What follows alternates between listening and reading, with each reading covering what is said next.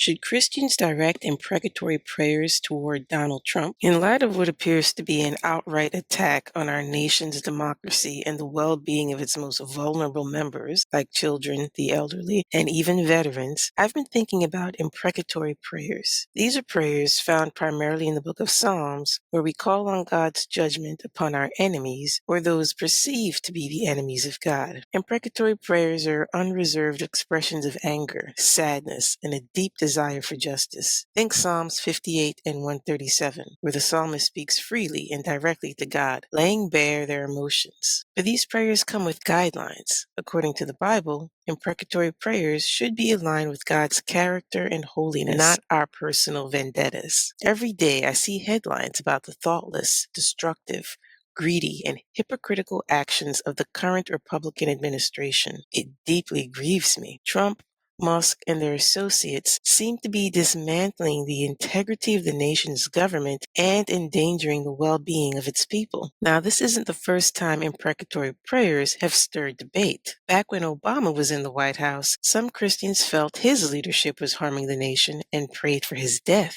This caused a lot of debates. So the question is, can Christians pray for a leader's death? The knee-jerk reaction might be, absolutely not. That's unchristian. It's even more complex considering Ephesians 6 tells us our fight isn't against flesh and blood enemies, but against evil rulers and authorities of the unseen world. What does the book of Psalms and other parts of the Bible say about praying for God's divine judgment on an entity or individual, such as a national leader? Well, according to Pastor Tanner of First Baptist Church in Leadville, Colorado, Christians can pray for a leader's death if the context aligns with God's character and will as revealed in the Bible. During Trump's first term, Tanner did a Bible study on imprecatory psalms. At the end of his live video, someone asked, what about praying for a world leader who's doing some really bad stuff to die? Here's what Tanner had to say. The imprecatory psalms, they're the sort of thing that a lot of Christians cringe at because it doesn't sound Christ-like, it doesn't sound loving, but the psalms are all of the human emotions and feelings supercharged to 11.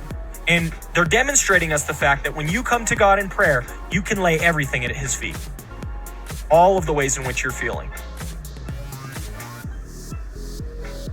Martin says, what about praying for a world leader who is doing some really bad stuff to die? I think that is within the realm of the imprecatory psalms, if that's what's going on. I think also we get the biblical example to pray for our leaders, that they be saved, right? That's the example we see in Timothy, to go ahead and pray for our leaders that they might be saved, because God desires all men to be saved and come to a knowledge of the truth, even world leaders. So I think we get that picture.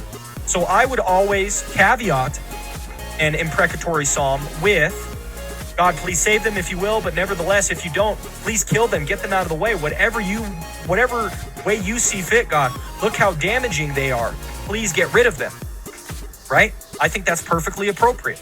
But again, you don't need to caveat everything with God. He knows your heart, he knows your mind, he knows your soul. He wants you to pour out your true feelings and emotions to him. That's just an excerpt from Tanner's 20-minute video on imprecatory psalms. I recommend you watch the full video before reacting to whether Christians can or should pray for God to judge a national leader fatally. This discourse isn't new or relative only in the U.S. Christians worldwide, including in Africa, Asia, or South America, grapple with how to use these prayers effectively and righteously, or if at all. You can find a personal take on this topic at faithfullymagazine.com. Just search Praying the Angry Psalms as Fuel for Liberation, or click the link provided. Before you go, let me know in the comments if you've ever heard a preacher teach on the imprecatory psalms. Do you think it's a topic that should be addressed more in churches? I'd love to hear your thoughts. I'm Nicola religion reporter and managing editor at faithfullymagazine.com. Thanks for tuning in. Till next time.